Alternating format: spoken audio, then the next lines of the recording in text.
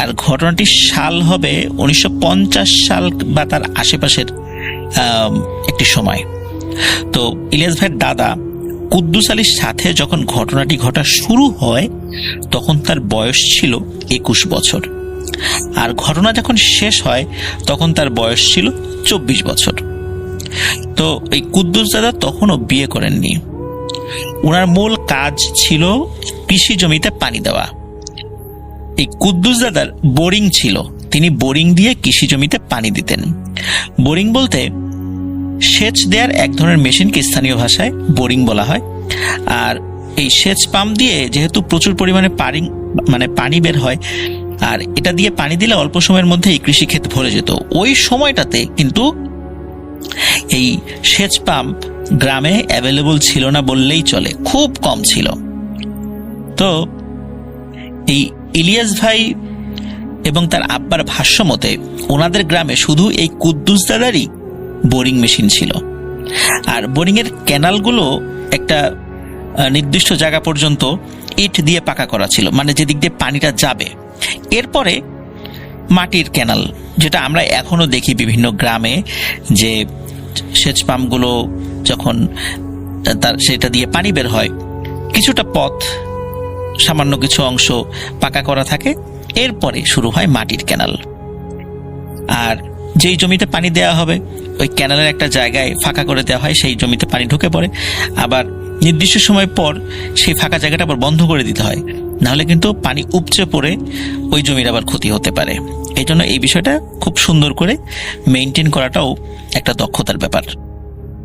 তো এই কুদ্দুস দাদার যে বোরিং ছিল, এই বোরিং এর ক্যানালগুলো ছিল ইট দিয়ে পাকা করা এবং ক্যানালগুলো ছিল কিছুটা চওড়া। আর বোরিং ঘরটি ছিল 10 ফুট উঁচু করা এবং বোরিং ঘরের উপরে ছাদ করা ছিল। তো কুদ্দুস দাদা বোরিং বা সেচ পাম্প ছেড়ে দিয়ে রাত্রে ওই বোরিং ঘরের ছাদের উপরে বিশ্রাম নিতেন এবং পানি দেওয়ার পরিমাণ যদি বেশি হতো, মানে সময়টা যদি বেশি লাগতো, তখন উনি ঘুমিয়ে নিতেন। দেখা যাচ্ছে যে দীর্ঘ একটা সময় নিয়ে কোনো একটা জমিতে পানি দিতে হবে, তাহলে উনি যদি বুঝতে পারতেন যে এখানে অনেক সময় লাগবে, তাহলে উনি কিছুটা ঘুমিয়ে নিতেন আর কি। তো এভাবে উনি রেগুলার কাজগুলো করতেন আর কি। আর ছাদের উপর দাঁড়িয়ে উনি দেখতে পেতেন জমিতে ঠিক মতো পানি যাচ্ছে কিনা, কারণ সব জায়গা তো আর পাকা ক্যানাল না, কিছু মাটির ক্যানাল ছিল, সেগুলো আবার ভেঙে যাচ্ছে কিনা এটাও কিন্তু ওই বোরিং এর ছাদের উপর থেকে তিনি খেয়াল করতেন, চাঁদের আলোতে বুঝতে পারতেন। আর ওই সময় ওনার হাতে টর্চ লাইটও থাকতো, ব্যাটারি চালিত টর্চ লাইট। সেই টর্চ লাইট দিয়ে উনি এগুলো দেখার চেষ্টা করতেন। তো কুদ্দুস দাদার বয়স যখন 14 বছর ছিল তখন থেকেই মূলত এই বোরিং চালানো তিনি শুরু করেছিলেন এবং প্রায় 7 বছর ধরে তিনি এই কাজ করে আসছেন। কখনো কিন্তু অস্বাভাবিক কোনো ঘটনাই ওনার সঙ্গে ঘটেনি। এই যে রাতের বেলা তিনি থাকেন, সেখানে কোনো ধরনের প্যারানরমাল বিষয় ওনার সাথে কিন্তু ঘটেনি। আর এইবার আসি মূল ঘটনায়। কুদ্দুস দাদা একদিন বাড়ি থেকে এই সেচ পাম্প চালানোর উদ্দেশ্যে বাড়ি থেকে বের হয়েছেন। তো উনি বাড়ি থেকে হেঁটেই বোরিং এ যেতেন। ওনার বাড়ি থেকে ওনার ওই বোরিং ঘরের দূরত্ব সর্বোচ্চ 30 মিনিটের পায়ে হাঁটা পথ। তো কুদ্দুস দাদার বাড়ি থেকে ওই বোরিং যেতে পথের মাঝখানে একটা বিশাল বট গাছ ছিল।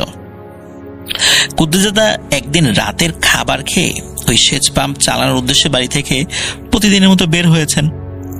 তো কুদ্দুস দাদা যখন বট গাছ থেকে একটু দূরে, তখন উনি খেয়াল করলেন কেউ একজন বট গাছের কাছে দাঁড়িয়ে আছে। তো কুদ্দুস দাদা কোনো চিন্তা ভাবনা ছাড়াই পথ এগোতে থাকেন। কুদ্দুস দাদা যখন বট গাছের কাছে পৌঁছান তখন দেখেন সুন্দর পোশাক পরিহিত বয়স্ক একজন মানুষ তার সামনে দাঁড়িয়ে, এবং হঠাৎ করে বয়স্ক লোকটা কুদ্দুস দাদাকে সালাম দিয়ে ওঠেন। সাধারণত যেটা হয় সেটা হলো যে মুরব্বীদেরকেই ছোট মানুষরা সালাম দিবেন, বয়োজ্যেষ্ঠরা সালাম পাবেন, এটা আমাদের সমাজের একটা রীতি। কিন্তু হঠাৎ করে ওই মুরব্বী তাকে সালাম দিয়ে উঠেছেন। মূলত কুদ্দুস দাদাই সালাম দিতে যাবেন, তার আগেই ওই বয়স্ক লোকটি তাকে সালাম দেন। তো কুদ্দুস দাদা ওই বয়স্ক লোকের সালামের উত্তরও দেন। তো কুদ্দুস দাদা মনে মনে ভাবেন, এত সুন্দর একটা মানুষ, এত সুন্দর পোশাক পরিহিত, ওনাকে তো আগে কখনো দেখিনি। আর তখন তো এক গ্রাম থেকে আর একটা গ্রামের দূরত্ব ছিল অনেক, লোকজনের ঘর বাড়িও ছিল কম। তো উনি চিন্তা করেছেন যে উনি হয়তো অন্য কোনো গ্রামে যাচ্ছেন, বয়স্ক মানুষ হয়ে গেছে, মানে বয়স্ক, তারপর আবার রাত হয়ে গেছে, এই জন্য বটগাছের এখানে উনি বিশ্রাম নিচ্ছেন। কারণ গ্রামের মানুষ কিন্তু বটগাছের নিচে বিশ্রাম নিয়ে খুব স্বাচ্ছন্দ্য বোধ করেন, কারণ বটগাছের নিচে বিশ্রাম নিলে এক ধরনের খুব সুন্দর অনুভূতি জন্মায় শরীরের মধ্যে। তো কুদ্দুস দাদা মনে মনে এইগুলো ভাবছেন, কিন্তু উনি কোনো কথাবার্তা না বলেই জাস্ট খালি সালামের উত্তর নিয়েছেন, ওই বোরিং ঘরের উদ্দেশ্যে হাঁটা শুরু করেছেন। উনি অল্প একটু হাঁটার পর কুদ্দুস দাদা খেয়াল করলেন যে ওনার পেছনে কেউ একজন হেঁটে হেঁটে আসছে। তো উনি পেছন ফিরে তাকিয়ে দেখেন ওই বৃদ্ধ তার পিছু পিছু হেঁটে আসছে। তো কুদ্দুস দাদা তখনও কিন্তু ওই বট গাছ থেকে খুব বেশি মানে দূরত্ব যে চলে গেছেন তা কিন্তু নয়, সামান্য একটু দূরত্ব উনি অতিক্রম করেছেন। তখন কুদ্দুস দাদা বলে ওঠেন যে চাচা, আপনি আমার পেছনে পেছনে আসছেন, আপনার কি কোনো সমস্যা হয়েছে? আপনি কি আমাকে কিছু বলবেন? যদি বলতে চান বলতে পারেন, কোনো সমস্যা নেই, আমি আপনাকে হেল্প করার চেষ্টা করব। তখন ওই বৃদ্ধ বলেন যে বাবা, আমার খুব ক্ষুধা লেগেছে, আমাকে কি তুমি কি কিছু খেতে দিতে পারবে? তো শুধু এই কথাটি ওই বৃদ্ধ বলেছেন, আর কোনো কথা উনি বলেননি। তখন ওই কুদ্দুস দাদা ভাবছেন যে এই লোকটির পোশাক আশাক দেখে তো মনে হয় না তিনি গরিব, গায়ে এত সুন্দর পরিপাটি পোশাক, কিন্তু উনি যদি আবার ধনী হবেন তাহলে আমার কাছে কেন খাবার চাইবেন? তো কুদ্দুস দাদার ক্ষুধা লাগার কথা শুনে খুব মায়া হয় ওই বৃদ্ধ লোকটার উপর। তো উনি কি করে যে ওই বৃদ্ধ লোকটাকে বলে যে চাচা, আপনি ওই বটগাছের কাছে বসেন, আমি এখনই বাড়িতে যাচ্ছি, দেখি আপনার জন্য কোনো কিছু ব্যবস্থা করতে পারি কিনা। তখন কুদ্দুস দাদা ওই বৃদ্ধকে ওই বটগাছের নিচে বসিয়ে রেখে উনি আবার হাঁটতে হাঁটতে বাড়িতে চলে আসেন। যেহেতু ওনার বাড়ি থেকে ওই বটগাছের দূরত্ব কিন্তু মোটামুটি প্রায় 25 মিনিটের পায়ে হাঁটা পথ, মানে ওনার বোরিং ঘরের কাছাকাছি ওই বটগাছ, কিন্তু ওই বটগাছ থেকে আবার ওনার বাড়ির দূরত্ব পায়ে হাঁটা 25 মিনিটের পর। তার মানে হচ্ছে যেতে 25 মিনিট, আসতে 25 মিনিট, এই 50 মিনিট সময় লাগবে। আর যদি বাড়িতে কিছু সময় থাকে সেই সময়টাও লাগবে। তো উনি বাড়িতে চলে আসেন এবং ওনার মাকে ডাক দেন। ওনার মা তখনও ঘুমাননি। তো ছেলেকে আবার ফেরত আসতে দেখে কুদ্দুস দাদার মা জিজ্ঞেস করেন, কিরে বাবা, কি হয়েছে? তখন কুদ্দুস দাদা বলেন যে এই ব্যাপার, একজন বৃদ্ধ লোক খুব ক্ষুধার্ত, সে খাবার চাইছে, আমি তাকে বটগাছের কাছে বসিয়ে আসছি, তুমি ওকে খাবার দাও। তখন কুদ্দুস দাদার মা জানায় যে হাড়িতে কিন্তু ভাত নাই, যা ছিল সব শেষ হয়ে গেছে। একথা শুনে কুদ্দুস দাদার মন খারাপ হয়ে যায় যে আহারে, লোকটাকে বসিয়ে রাখলাম, এখন যদি কোনো খাবার না নিয়ে যাই উনি কি মনে করবেন, আর নিজের কাছেও কেমন লাগে। তো তার মাকে বলেন যে যা আছে তাই দাও, বাড়িতে কি আছে? তখন কুদ্দুস দাদার মা বলে যে এখন আর কি দেব, তাহলে কিছু মুড়ি নিয়ে যা, মুড়ি দেই, গুড় দেই, এই জিনিসগুলো নিয়ে যা, তাছাড়া তো এখন আর কি করবো, রান্না করে দিতে গেলেও তো অনেক সময় লাগবে, এতক্ষণ কি ওই লোকটা অপেক্ষা করবে? আর এতক্ষণ তো তাকে বসিয়ে রাখাটাও ঠিক হবে না। তো এও বলেন যে তুই সাথে করে নিয়ে আসলি না কেন তাকে, তাহলে তো বসিয়ে রেখে মুড়ি দিতাম, ততক্ষণে রান্না বাড়া করতাম। মানে কুদ্দুস দাদার মাও খুব আন্তরিক যে একটা অভুক্ত লোক রাতের বেলা তার কাছে খাবার চেয়েছে, তো উনিও চাচ্ছিলেন যে তাকে খাবার খাওয়াতে, কিন্তু ওই সময়ের আসলে সিচুয়েশনে সেটা ওইভাবে সম্ভব ছিল না, দেরি হয়ে যাবে আর কি। তো যাই হোক, মুড়ি তারপরে গুড় এগুলো কুদ্দুস দাদাকে তার মা দিয়ে দেন। কুদ্দুস দাদাও এগুলো একটা জিনিসে নিয়ে যেতে থাকেন ওই বটগাছটার দিকে। তো বটগাছের কাছে যখন কুদ্দুস দাদা এসেছেন তখন দেখেন ওই বৃদ্ধ ওখানে নাই। তো কুদ্দুস দাদা বটগাছের আশেপাশে সব জায়গা তিনি খুঁজতে থাকেন, কিন্তু ওই বৃদ্ধকে তিনি কোথাও দেখতে পান না। এখন কুদ্দুস দাদা ভাবছেন ওই বৃদ্ধ লোকটা মনে হয় চলে গেছে, যেহেতু তার আসা যাওয়াতে একটু সময় লেগেছে, এই কারণে উনি হয়তোবা আর এখানে অপেক্ষা করেননি। তো উনি আরো মিনিট 10 ওই বটগাছের কাছে দাঁড়িয়ে থাকেন যে বৃদ্ধ চাচা আসেন কিনা দেখার জন্য, কিন্তু ওই বৃদ্ধ না আসায় উনি আবার সেচ পাম্পের উদ্দেশ্যে রওনা হন। তো সারা রাত উনি ওই সেচ পাম্পের ওই ছাদের উপরেই বিশ্রাম নিয়েছেন। কোন জমিতে পানি যাচ্ছে, কোন জমির পানি আটকাতে হবে, কোনটায় ছাড়তে হবে, এই বিষয়গুলো তিনি দেখভাল করেন। সকালবেলা উনি আবার ওই যে মুড়ি যেগুলো নিয়ে গেছে সেগুলো নিয়ে বাড়িতে চলে আসেন। তো এই যে ছোট্ট ঘটনাটি, এরপরে কিন্তু পার হয়ে যায় 3 বছর। এর মধ্যে কিন্তু ওই কুদ্দুসজাদার সাথে ওই বৃদ্ধের আর কখনো দেখা হয়নি।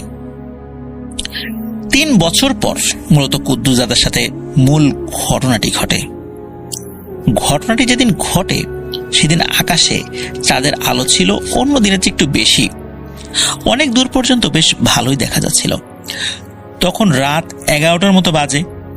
উনি বড় একটা জমিতে পানি দেওয়ার জন্য ব্যবস্থা করেন আর কি। তো বোরিং এর ছাদের উপর বিশ্রাম নিতে থাকেন। জমির পরিমাণ 20 বিঘার উপরে ছিল। তো উনি ভেবে দেখেন যে এই জমিতে পানি সেচ পাম্প দিয়ে দিতে দিতে বেশ অনেকটা সময় লেগে যাবে এবং পরিপূর্ণ হতে প্রায় সকালও হয়ে যেতে পারে। তো কুদ্দুসজাদা চিন্তা করছেন যে তাহলে এক কাজ করি, ঘুমিয়েই থাকি। তো উনি ওই যে ওনার সেচ পাম্প যে ঘর, সেই ঘরের ছাদের উপরে ঘুমানোর চেষ্টা করছেন। তো কতক্ষণ ঘুমিয়েছেন এটা আসলে উনি ঠিক বলতে পারেন না। তো হঠাৎ একটা শব্দে ওনার ঘুম ভাঙে। ছোট বাচ্চারা পুকুরে পানি নিয়ে খেলা করলে যেমন শব্দ হয় ঠিক তেমন শব্দ। তো কুদ্দুসজাদা ঘুম থেকে উঠে বসে পড়েন। ওই দিন অবশ্য উনি হাতে টর্চ লাইট নিয়ে আসেননি, কারণ চাঁদের আলো ভালোই ছিল আর ওনার টর্চ লাইটের ব্যাটারিটাও ডাউন হয়ে গিয়েছিল, এই জন্য উনি আনেননি আর কি। তো উনি ওই শব্দ শুনে ঘুম থেকে উঠে বসে পড়েন, ওই ছাদের উপরেই বসে আছেন। তো উনি সাথে সাথে ক্যানেলার দিকে তাকান, ক্যানেলের যে দিক থেকে পানি যায় আর কি। তো ওদিকে তাকানোর পরে কুদ্দুসজাদা চমকে ওঠেন এবং বাকরুদ্ধ হয়ে পড়েন। উনি বিষয়টা ভালো করে বোঝার চেষ্টা করেন যে আসলে ঘটনাটি কি ঘটছে। উনি দেখেন ছোট ছোট 7টি বাচ্চা ওই ক্যানেলের ভিতর দিয়ে পানি যাচ্ছে, এই পানি নিয়ে তারা খেলা করছে। তাদের বয়স মনে হচ্ছে 5 থেকে 7 বছর হবে, এর উপরে হবে না। তাদের পরনে সাদা রঙের পোশাক ঝকমক করছে, একদম চকচক করছে এবং তাদের কারো মুখ তিনি দেখতে পাচ্ছেন না। তবে প্রতিটি বাচ্চার পোশাক একই রকম, পা থেকে মাথা পর্যন্ত পোশাকেই ঢাকা। তবে তারা যে সবাই মেয়ে বাচ্চা এটা পোশাক দেখে বোঝা যাচ্ছে। তো কুদ্দুসজাদা খেয়াল করেন যে তাদের মধ্যে কথোপকথন হচ্ছে, একজন আরেকজনের সাথে কথা বলছে, কিন্তু তারা যে কি ভাষায় কথা বলছে এটা কুদ্দুসজাদা কিছুতেই বুঝতে পারছেন না। তবে মনে হচ্ছে তারা আরবিতে কথা বলছে, কারণ আরবি টুকটাক তো তিনি জানতেন, তিনি কোরআন শরীফ পড়া শিখেছিলেন, এই জন্য টুকটাক আরবি ওই শব্দগুলোর সাথে পরিচিত ছিলেন। এই জন্য মনে হচ্ছিল আরবিতে কথা বলছে, কিন্তু শিওর ছিলেন না। তো একজন আরেকজনকে সেই পানি ছুঁড়ে মারছে, এই আরেকজনকে ছুঁড়ে মারছে, আরেকজনকে ছুঁড়ে মারছে। তো উনি বুঝতে পারেন এগুলো কোনো সাধারণ বাচ্চা না, এগুলো নিশ্চয়ই কোনো জিন হবে। সাধারণ বাচ্চারা এভাবে এসে রাত্রিবেলা খেলবে না, আর এদের পোশাক আশাকে সাধারণ বাচ্চা বলে মনে হয় না। গ্রামে এরকম পোশাক কেউ পরে না। তো কুদ্দুসজাদা ভয়ও পেয়েছেন, এখন কি করবেন বুঝে উঠতে পারেন না। উনি চিন্তা করেন যে উনি যে এই বিষয়টা দেখে ফেলেছেন ওই বাচ্চারা যেন সেটা বুঝতে না পারে। উনি চুপ করে আবার ওই ছাদের উপরে শুয়ে পড়েন এবং চোখ বন্ধ করে দোয়া দুরূদ পড়তে থাকেন। তো একটা সময় উনি ঘুমিয়ে পড়েন। তো কুদ্দুসজাদা যে বাচ্চাগুলোকে দেখেছে এটা হয়তো ওই বাচ্চাগুলো তখনও বুঝতে পারেনি। তো ওনার যখন ঘুম ভাঙে তখন ভোর হয়ে গেছে। উনি আস্তে ধীরে চারদিকে তাকান, কিন্তু ওনার মনে কিন্তু রাতের সেই ভয়টি তখনও ছিল। উনি চারপাশে তাকিয়ে দেখেন সবকিছু স্বাভাবিক। তখন কুদ্দুসজাদা কি করেন যে উনি যে জমিতে পানি ছেড়ে দিয়েছিলেন সেই জমিতে যান, গিয়ে দেখেন জমিতে পানি পরিপূর্ণ হয়ে গেছে। তখন উনি ওনার সেচ পাম্পটি বন্ধ করে দিয়ে বাড়িতে চলে আসেন। এই ঘটনাটি বাড়িতে এসে কারোর সাথে উনি শেয়ার করেননি। উনি চিন্তা করতে থাকেন যে উনি যেটা দেখেছেন সেটা কি আসলেই বাচ্চা ছিল নাকি ওটা ওনার মনের ভুল ছিল। এমনও তো হতে পারে সেটা ওনার মনের ভুল। তো তারপরও কুদ্দুসজাদা সিদ্ধান্ত নিয়েছিলেন যে এই বিষয়টি উনি মসজিদের ইমাম সাহেবকে বলবেন। কিন্তু দুর্ভাগ্যক্রমে উনি যখনই ইমাম সাহেব এসে দেখা করতে গিয়েছেন ওই ওয়াক্তে ইমাম সাহেব নামাজ পড়াতে আসেননি, আর একজন নামাজ পড়িয়েছেন আর কি। তো 2 বার যাওয়ার পর ওনার সাথে দেখা করতে পারেননি। তো আগের মতো উনি সেই সেচ পাম্প ওই ঘরে যান, পানি দিতে থাকেন। উনি ওই রাত্রে কিছুটা ভয় পেলেও সবকিছু স্বাভাবিকই ছিল। কিন্তু উনি কিন্তু এই ঘটনা কারোর সাথে শেয়ার করেননি। 3 দিন পর ওনার খুব কাছের একজন বন্ধু আসে ওনার সাথে দেখা করতে। তখন ওই বন্ধুর সাথে আড্ডা দিতে দিতে কুদ্দুস দাদা 3 দিন আগে রাত্রে যে ঘটনাটি ঘটেছিল সেই ঘটনাটি সম্পূর্ণ তাকে খুলে বলেন, এবং কুদ্দুস দাদা তার বন্ধুকে জানায় যে সেই বিষয়টা ইমাম সাহেবকে জানানোর জন্য 2 বার গিয়েছেন, কিন্তু তার দেখা পাননি তিনি। তখন কুদ্দুস দাদার ওই বন্ধু বলে যে শোন, এই বিষয়টি তুই কাউকে বলিস না, হয়তোবা খারাপ হয়ে যেতে পারে। তো ওনার বন্ধু বলে যে তার শ্বশুর বাড়ির সাথে একজন বড় কবিরাজ আছে, সে সম্পর্কে নাকি তার দাদা শ্বশুর হয়। তো তার বন্ধু নাকি 2 দিন পর শ্বশুর বাড়িতে যাবেন, বিষয়টি ওই কবিরাজকে তিনি জানাবেন, এবং উনি কি বলে এসে জানাবে, মানে কুদ্দুস দাদাকে জানাবে। তো তার বন্ধু এটাও বলে দেয় যে আমি জানানোর আগে তুই ঘটনা কিন্তু কাউকে বলিস না। তো কুদ্দুস দাদা বিষয়টা খুব স্বাভাবিকভাবেই নিয়েছেন। তো কুদ্দুস দাদার যে বন্ধু, তার শ্বশুর বাড়ি ছিল ওই গাইতঘাট গ্রামের পাশের গ্রামে। তো ওই কুদ্দুস দাদার যে বন্ধু, তার যে কবিরাজ দাদা শ্বশুর আছে, তিনি ছিলেন ওই এলাকার নাম করা একজন কবিরাজ, এবং সকলে জানতো যে তিনি ব্ল্যাক ম্যাজিক করতেন। আর কুদ্দুস দাদা নিজেও সেই কবিরাজকে চিনতেন। তো দাদার ওই বন্ধু 2 দিন পর শ্বশুরবাড়িতে যান। শ্বশুরবাড়ির পাশে ছিল ওই কবিরাজের বাড়ি। কুদ্দুস দাদার বন্ধু কবিরাজকে সব ঘটনা খুলে বলেন। কুদ্দুস দাদার বন্ধু যে খারাপ কোনো উদ্দেশ্যে কবিরাজকে এই ঘটনা বলেছে, বিষয় কিন্তু এরকম নয়। কুদ্দুস দাদার বন্ধু জানতেন যে এই কবিরাজ অনেক কালো জাদু জানে, কিন্তু তিনি ভেবেছেন এটা হয়তো সাধারণ কোনো ঘটনা, কবিরাজ হয়তো বা তাকে একটা পরামর্শ দেবে বা বলবে এই জিনিসটা এই টাইপের, তুমি এই এই কাজগুলো করো, তাহলে আর ভয় পাবা না, এই জিনিস কাছে আসবে না। জাস্ট এই উদ্দেশ্যে কুদ্দুস দাদার বন্ধু কবিরাজকে এই ঘটনাটি খুলে বলেছিলেন। ওই কবিরাজ যখন কুদ্দুস দাদার বন্ধুর মুখে সব ঘটনা শোনে, তখন কবিরাজের মুখে একটা খুশির ছাপ চলে আসে। সে ঘটনা শোনার সাথে সাথে নাকি বলে, আমি আজকেই কুদ্দুস মিয়ার সাথে দেখা করব, কারণ কুদ্দুস মিয়ার সামনে বিশাল এক বিপদ আছে, ওর প্রাণ নাশ হতে পারে। তো বিপদের কথা শুনে কুদ্দুস মিয়ার বন্ধু আরেকটু ঘাবড়ে যায়। তখন ওই কবিরাজ বলে, তুমি এখনই চলে যাও, কুদ্দুস মিয়াকে খবর দাও, আমি আজ রাতে তার সাথে ওই সেচ পাম্পের ওই ঘরের ওখানে দেখা করব, কিন্তু আমি যে তোমাকে বললাম তার সামনে, মানে কুদ্দুস মিয়ার সামনে বিপদ, এই কথাটা কিন্তু তুমি তোমার বন্ধু মানে কুদ্দুস মিয়াকে বলবে না, তাহলে সে ভয় পেতে পারে। কুদ্দুস মিয়ার ওই বন্ধু কবিরাজের বাড়ি থেকে চলে যান এবং তার শ্বশুর বাড়িতে দেখা করে আবার নিজ গ্রামে ফেরত আসেন। উনি নিজ গ্রামে এসে কুদ্দুস মিয়াকে খুঁজতে থাকেন। একসময় পেয়েও যান। তখন কুদ্দুস মিয়াকে তার বন্ধু বলে যে আজ রাতে কবিরাজ তোমার সাথে দেখা করবে, তুমি তো রাতে ওই শেষ পাম্পের ওই ঘরে থাকো, তো উনি বলেছেন উনি রাত্রে গিয়েই তোমার সাথে দেখা করবে। তো কুদ্দুস দাদা যখন তার বন্ধুর কাছে এই কথা শুনেছেন, তখন কিছুটা আশ্চর্যান্বিত হয়েছেন যে কবিরাজ রাতের বেলা আমার সাথে দেখা করবে, এত বড় নাম করা একজন কবিরাজ, তাও আবার নিজে এসে রাতের বেলা ওই আমার শেষ পাম্পের ঘরে, মানে ওই বোরিং ঘরের ওখানে এসে দেখা করবে, এটা কেমন ব্যাপার?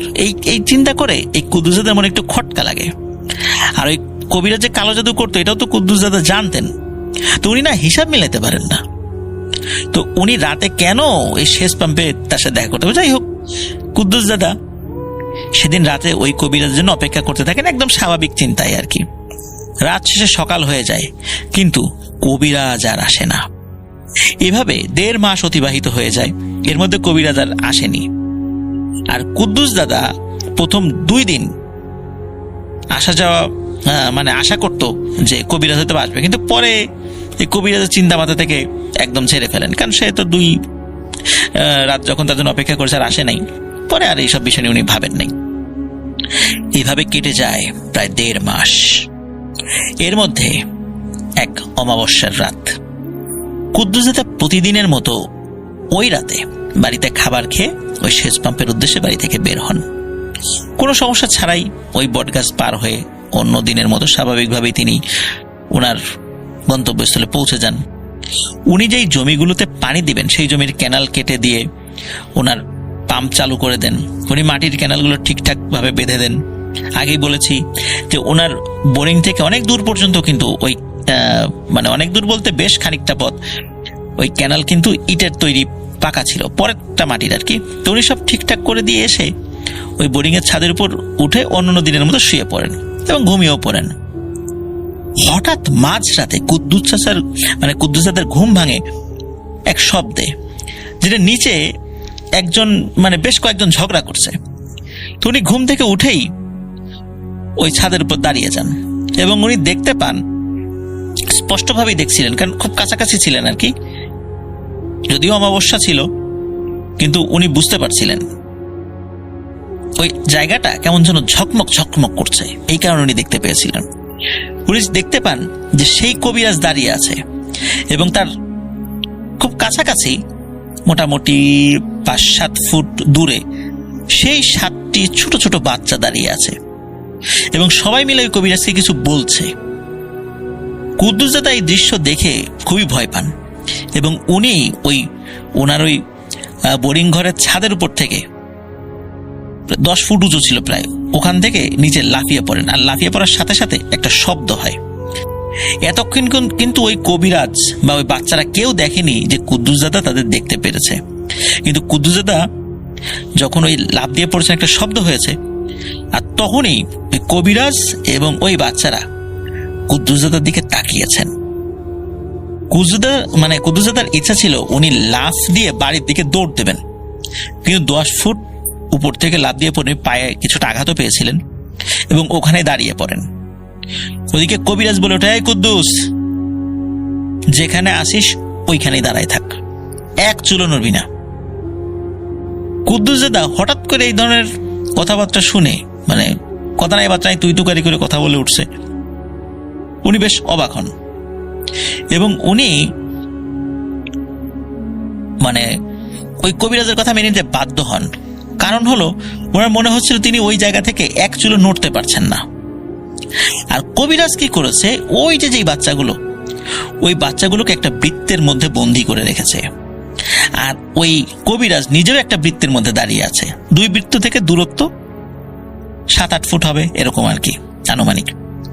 তো এই যে বৃত্তগুলো তৈরি করেছে, এই বৃত্তগুলো তৈরি করেছে চুল দিয়ে, এবং একটার সাথে আর একটা চুল বেঁধে এই বৃত্ত তৈরি করা হয়েছে। এই চুলগুলো যে মহিলাদের চুল, এটা স্পষ্টভাবে বোঝা যাচ্ছে। তো এই চুলের যে বেনি, মহিলারা যখন চুলের বেনি করে, তো মনে হচ্ছে এইরকম বেনি, একটা বেনির সাথে আর একটা বেনি গিট দিয়ে বিশাল বড় একটা চুলের একটা করেছে, একটা লম্বা কোনো একটা দড়ির মতো তৈরি করেছে, সেইটা গোলাকৃতিতে মাটির উপর বিছিয়ে রেখেছে এবং ওই গোলাকৃতির মধ্যে ওই 7টা বাচ্চা দাঁড়িয়ে আছে এবং ওরা খুব কান্না করছে এবং হাত দিয়ে খুব মিনতি করে কিছু একটা বলছে ছেড়ে দেওয়ার জন্য। আর কবিরাজ তাদের সাথে কথা বলছে, কবিরাজ তার ভাষায় কথা বলছে, কিন্তু ওরা যে কি বলছে এইটা আবার এই কুদ্দুস দাদা বুঝতে পারছে না। তবে কুদ্দুস দাদা বারবার একটা কথা বলছে, তোদের সবার মাথার একটা করে চুল দে, তোদের ছেড়ে দিব। কিন্তু এই বাচ্চাগুলো খুব কান্নাকাটি করতেছে আর ইশারা করে বলতে থাকে যে তাদেরকে যেন ছেড়ে দেয়। এভাবে ঘন্টাখানেক কবিরাজ ওই বাচ্চাদের সাথে কথা বলতে থাকে। ওই বাচ্চারা কান্নাকাটি করছে, কেউ কেউ দৌড়ে বাইরে যাওয়ার চেষ্টা করছে, কিন্তু ওই চুলের যেই ওই পরিধিটা, ওই বাউন্ডারির ওখানে যখনই আসে, তখন মনে হচ্ছে যে পালাবার চেষ্টা করছে, ওখানে এসে একটা কারেন্টের শক খাওয়ার মতো একটা শক খাচ্ছে এবং ছিটকে এসে আবার ওই বৃত্তের মধ্যে পড়ছে। তো কুদ্দুস দাদা খুব ভালো করেই বুঝতে পারে যে এই কবিরাজের উদ্দেশ্য ভালো না, সে এই বাচ্চাগুলোকে ক্ষতি করছে। তো কুদ্দুস দাদার খুব মনে মায়া হয় ওই বাচ্চাদের জন্য, যে এইভাবে বাচ্চাগুলোকে কষ্ট দিচ্ছে কেন। যখন ওরা ওই চুল পার হতে গিয়ে কারেন্টের শক খাওয়ার মতো শক খেয়ে আবার মাঝে এসে পড়ছে, তখন ওরা ছটফট করছে, শরীরে কাঁপুনি দিচ্ছে, এটাও কুদ্দুস দাদা খুব ভালোভাবেই দেখতে পাচ্ছিলেন এবং দেখে ওনার খুব মায়া লাগছিল। তো একটা পর্যায়ে কি হয় যে কুদ্দুস দাদা এই জিনিসগুলো দেখছেন, উনি কিন্তু ওই যে দোয়া দুরুদ পড়ার কথা, এগুলো ওনার মাথায় আসছিল না, ঘটনার আকস্মিকতায় উনি এগুলো ভুলে গিয়েছেন। কিন্তু একটা সময় মনে হয় যে এই বাচ্চাদেরকে ওনার সাহায্য করা প্রয়োজন, উনি দোয়া পড়তে থাকেন। একটা পর্যায়ে মনে হলো উনি ওনার শরীরকে নাড়াতে পারছেন, এবং যখন নাড়াতে পারছিলেন উনি এক দৌড়ে ওই কবিরাজের কাছে চলে যান এবং কবিরাজের থেকে কাছাকাছি এই যে চুল দিয়ে তৈরি করা যে এক ধরনের বৃত্ত তৈরি করে রাখা হয়েছিল, এই চুল দিয়ে তৈরি করে বৃত্তটা উনি হাত দিয়ে এক টানে খুলে ফেলেন এবং খুলে ফেলে একটা জায়গা মানে ফাঁকা করে দেন। আর তখনই কি হয়, ওই যে ছোট যে বাচ্চাগুলো, 7টা বাচ্চা, মুহূর্তের মধ্যে মানে চোখের পলকে ওরা উড়ে আকাশে মিলিয়ে গেল। যখনই এই ঘটনা ঘটে তখন ওই কবিরাজ প্রচন্ড ক্ষিপ্ত হয় কুদ্দুস দাদার উপরে। বলে, কুদ্দুস, এটা তুই কি করলি? আমার সারা জীবনের যে সাধনা ছিল সেটা তুই নষ্ট করে দিলি। তুই জানিস এরা কারা ছিল? এরা ছিল জিনের সন্তান। এদেরকে আমি অনেক কষ্টে আটকে ফেলেছিলাম, কারণ একজন কবিরাজ সারা জীবনে হয়তোবা 1-2 বার এই সুযোগ পায় বা কখনোই পায় না। আমি এই সুযোগটা পাইছিলাম যে এই বাচ্চাদেরকে আটকাবো, কারণ ওরা ছিল মেয়ে বাচ্চা, ওদের মাথার চুল ছিল বড় বড়। ওদের ইচ্ছায় যদি ওদের মাথার থেকে একটা চুল নিতাম তাহলে ওদেরকে আমি সারা জীবনের জন্য বশীভূত করে রাখতে পারতাম। যা ইচ্ছা তাই ওদেরকে দিয়ে করাতে পারতাম, অনেক অসাধ্যকে সাধন করাইতে পারতাম। আমি চাইলে ওদের মাথার থেকে চুল ছিঁড়ে নিতে পারতাম, কিন্তু আমি যদি চুল ছিঁড়ে নিতাম তাহলে ওই চুল দিয়ে কোনো কাজই হতো না। চুল ওদের ইচ্ছায় নিতে হবে। আর অনেক সময় তো অতিবাহিত হয়েই গেল, আর কিছু সময় পরে ফজরের আজান দিত। আর ফজরের আজান দেওয়ার পর যখন আস্তে আস্তে সকাল হওয়া শুরু হতো, ওরা আমাকে চুল দিতে বাধ্য হতো। কারণ সকাল হলে ওরা এই মানুষের আকৃতিতে, ওরা এখন যেরকম আছে সেভাবেই থাকতো, আর মানুষজন ওদেরকে দেখে ফেলতো। আর ভোরের আলো যখন ওদের গায়ে পড়তো, ওরা সকলেই পুড়ে মারা যেত। এই জন্য আমি সময় অতিক্রান্ত করছিলাম যে ওরা কতক্ষণ এরকম করবে, কতক্ষণ দেবে না, দিতে তাকে হবেই। আর তুই এই সময় এসে এই কাজটি ঘটাইলি, কাজটা ঠিক করলি না। এই বলে কি করে, ওই কবিরাজ তার হাতে এক ধরনের একটা মালা ছিল, ওই মালার মধ্যে একটা কাচের মতো ঝকমক করছিল, এরকম একটা পাথরের মতো ছিল। এটা কি করে, ওই কুদ্দুস দাদার কপালের উপরে ধরে। আর যখনই ধরেছে, তখন কুদ্দুস দাদার কিছু বলতে পারেন না যে ওনার কি হয়েছে। ওনার যখন জ্ঞান ফেরে তখন উনি দেখেন যে উনি ওনার বাড়িতে বিছানার উপর শুয়ে আছেন, কিন্তু দুঃখজনক ব্যাপার হলো উনি কোনো কথা বলতে পারছেন না, কোনো শব্দও করতে পারছেন না। উনি ওনার হাত পা কিচ্ছু নড়াতে পারছেন না, শুধু মুখটা একটু নড়াতে পারছেন, হা করতে পারছেন, উনি কোনো কথা বলতে পারছেন না। অনেকেই তাকে দেখতে এসেছে, এই কি হয়েছে, কিন্তু উনি কোনো কথা বলতে পারেন না, পুরো শরীর প্যারালাইজড হয়ে আছে। উনি মূলত সেখানে অজ্ঞান হয়ে পড়েছিলেন। পরবর্তীতে তার আসতে দেরি দেখে বাড়ির লোকজন সেদিকে যায় এবং তাকে ওই অবস্থায় পায় যে অজ্ঞান হয়ে পড়ে আছে। তখন তাকে ওইখান থেকে বাড়িতে নিয়ে আসা হয়। আর যখন জ্ঞান ফেরে তখন থেকে এই অবস্থা। উনি তো কথা বলতে পারেন না, বিভিন্ন হুজুরদেরকে ডেকে নিয়ে আসা হয়, ঝাড়ফুঁক করান, কোনো লাভ হয় না, কোনো উন্নতি হয় না। এমনকি এই যেই কবিরাজ এই কাজটি করেছিল, তার ক্ষতি করেছিল, সেই কবিরাজকেও ডেকে আনা হয়। তো ওই কবিরাজ যখন আসে তখন সে বলে যে, মানে কুদ্দুস দাদা মাকে বলে যে তোমার ছেলে আর ভালো হবে না, তোমার ছেলে গেছে, ও এইভাবেই থাকবে, এইভাবেই ওর মৃত্যু হবে, ও আর কখনো কথা বলতে পারবে না। তো এই কথা যখন কোনো মা শোনে তার সন্তান সম্পর্কে, সেই মায়ের মনের অবস্থাটা কেমন হয়, প্রিয় লিসেনার্স, নিশ্চয়ই আপনারা বুঝতে পারছেন। তো আসলে ওনার সাথে কি ঘটেছিল এই বিষয়টা কিন্তু কেউ জানতো না। এমনকি ওই যে তার যে বন্ধু যার কাছে ওই বিষয়টি বলেছিল, সেই বন্ধু একদম বিষয়টা স্বাভাবিক হিসাবে নিয়েছিলেন যে এইটা হতেই পারে। কারণ হলো ওই যে কুদ্দুস দাদা যখন ওই 10 ফুট উপর থেকে লাফ দিয়েছিলেন, ওনার পায়ের মানে নিচে একটা শক্ত কিছু পড়েছিল। তো যখন তাকে উদ্ধার করা হয় তখন পায়ের নিচে ফোলা অবস্থায় দেখতে পেয়েছিলেন। তারা মনে করেছে যে মনে হয় পড়ে গিয়ে আঘাত পেয়েছে, মাথায় আঘাত লেগেছে, এই কারণে শরীর প্যারালাইজড হয়ে গেছে। তো কুদ্দুস দাদাকে কিন্তু বিভিন্নভাবে বিভিন্ন জায়গায় চিকিৎসা করা হয়, কিন্তু কোনো উন্নতি হয় না। 1 মাস, 2 মাস, 3 মাস, এভাবে প্রায় 9 মাস অতিবাহিত হয়ে যায়। কুদ্দুস দাদার আর কোনো অবস্থার উন্নতি হয় না। 9 মাস পর একজন বৃদ্ধ লোক কুদ্দুস দাদার বাড়িতে আসে এবং বাড়িতে এসে কুদ্দুস দাদার মায়ের কাছে 1 গ্লাস পানি খেতে চায়। কুদ্দুস দাদার মা পানি নিয়ে যখন ওই বৃদ্ধকে দেন, বৃদ্ধ পানি খান এবং বলেন যে তোমার সন্তান তো অসুস্থ, তাই না? তোমার সন্তানের সাথে আমি একটু কথা বলবো। কুদ্দুসদার মা অবাক হন কিছুটা, যে এই বৃদ্ধ, তাকে তো চিনি না, কখনো দেখেছি বলে মনে পড়ে না, সে কিভাবে জানলো যে আমার ছেলে অসুস্থ? আর আমার ছেলে অসুস্থ সে তো গ্রামের অনেকেই জানে, হয়তো বা কেউ বলেছে এই জন্য তিনি এসেছেন।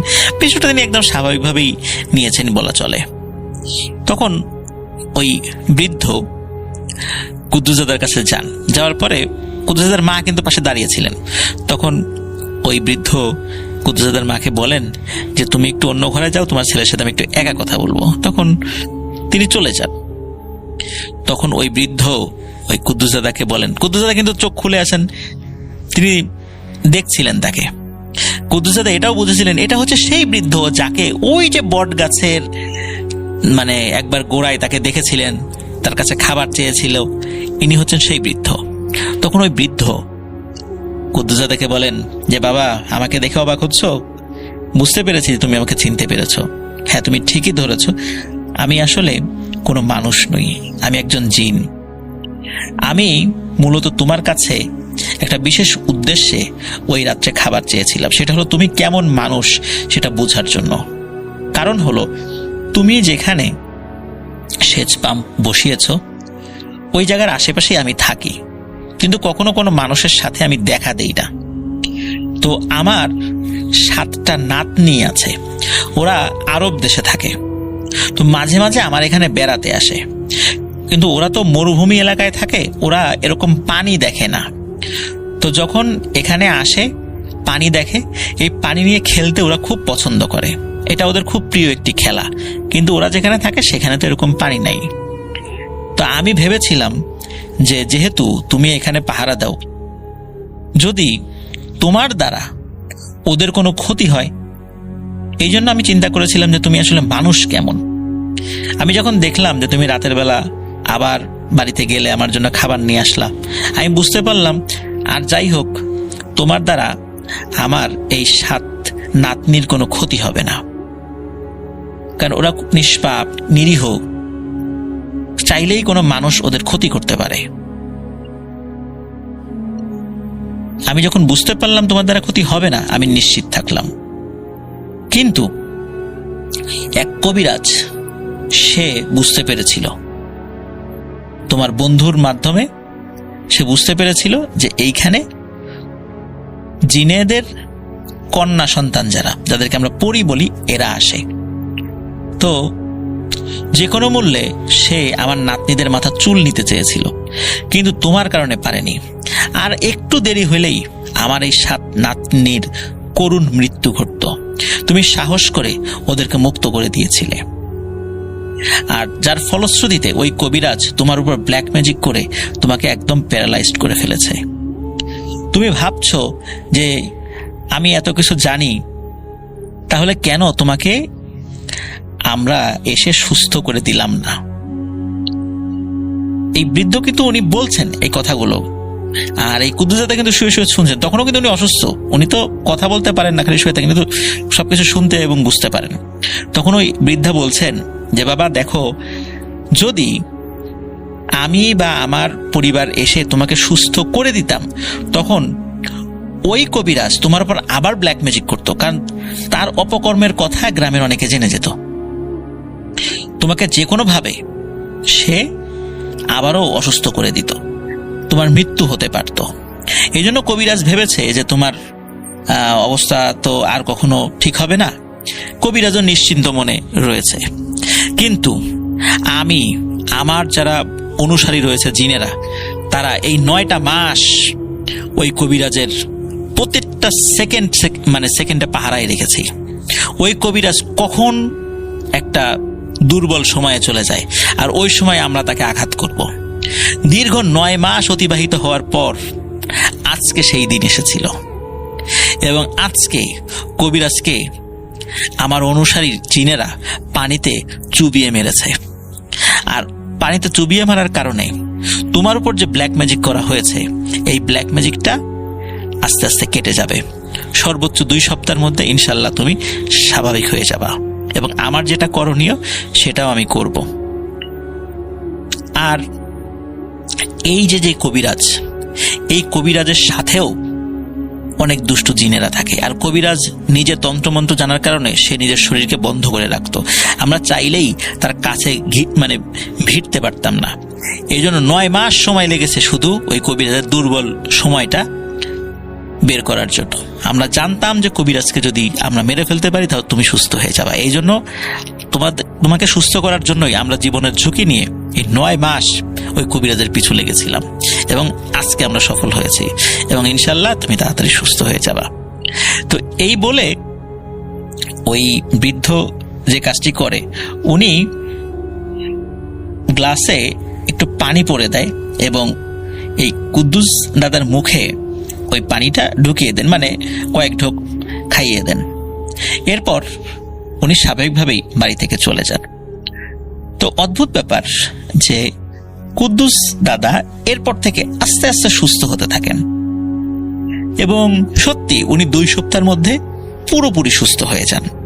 তো উনি যখন সুস্থ হয়েছেন তখন মূলত এই সব ঘটনা ডিটেলসে পরিবারের সদস্যদেরকে খুলে বলেছিলেন, এবং এরপরেই মূলত এই বিষয়টি সকলের সামনে মানে উঠে আসে যে আসলে কি ঘটেছিল। তো কুদ্দুস দাদা যখন সুস্থ হয়েছিলেন, যে কিছুটা সুস্থ, কথা বলার মতো, তখনই উনি ওই কবিরাজের কথা জিজ্ঞেস করেছিলেন, এবং ওনার কাছে খবর আসে সত্যি ওই বৃদ্ধ যেদিন ওনার সাথে দেখা করতে এসেছিলেন ওই দিনই কবিরাজ সকালবেলা পুকুরে গোসল করতে গিয়ে পানিতে ডুবে মারা গেছে। তো এভাবেই এই কুদ্দুস দাদার সাথে যে ঘটনাটা, এটা সকলের সামনে উন্মোচিত হয় এবং সকলে সেটা জানতে পারেন। আর এরপরে কখনোই ওই জিনের বাচ্চাদেরকে সেখানে কখনোই আর কুদ্দুস দাদা দেখেননি, ওনার সারা জীবনেও আর কখনো উনি তাদেরকে দেখেননি। আর ওই বৃদ্ধ কুদ্দুস দাদাকে বলেছিলেন যে আমি, আমার পরিবার, আমার নাতি নাতনিরা, এরা প্রত্যেকেই তোমার কাছে কৃতজ্ঞ। তুমি যে সাহসটা করেছিলে এবং আমাদের জন্য তুমি যে এত কষ্ট স্বীকার করেছো, এটা আসলে ভুলবার নয়। তো তারা তাদের কৃতজ্ঞতা বোধ থেকে এবং কুদ্দুস দাদার পক্ষ হয়ে জীবনের ঝুঁকি নিয়ে তারা সেই কবিরাজকে হত্যা করেছিল। প্রিয় লিসেনার্স, আমরা বিভিন্ন সময় শুনি যে জিনেরা বিভিন্ন মানুষদেরকে হত্যা করেছে। শুনে আমাদের কাছে খুব খারাপ লাগে যে এরকম একটা মানুষকে হত্যা করলো। কিন্তু প্রিয় লিসেনার্স, আজকের এই ঘটনা শোনার পর আপনাদের কাছে কি মনে হচ্ছে? জিনেরা কি আসলে ঠিক কাজটি করেছিল? ওই কবিরাজকে হত্যা করে কি আসলে ওরা খুব বড় অন্যায় কাজ করে ফেলেছে, নাকি ওরা আসলেই যৌক্তিক যে কাজটি করার দরকার ছিল সেই কাজটি করেছে? কারণ এটা ছাড়া ওদেরও আর কোনো উপায় ছিল না, কুদ্দুস দাদাকে বাঁচানোর আর কোনো উপায় ছিল না। প্রিয় লিসেনার্স, এটি ছিল ঘটনা। জানি না এই ঘটনাটি আপনাদের কেমন লেগেছে, জানি না এটা আপনাদের ভয় লেগেছে কিনা, আমি ঠিক বলতে পারবো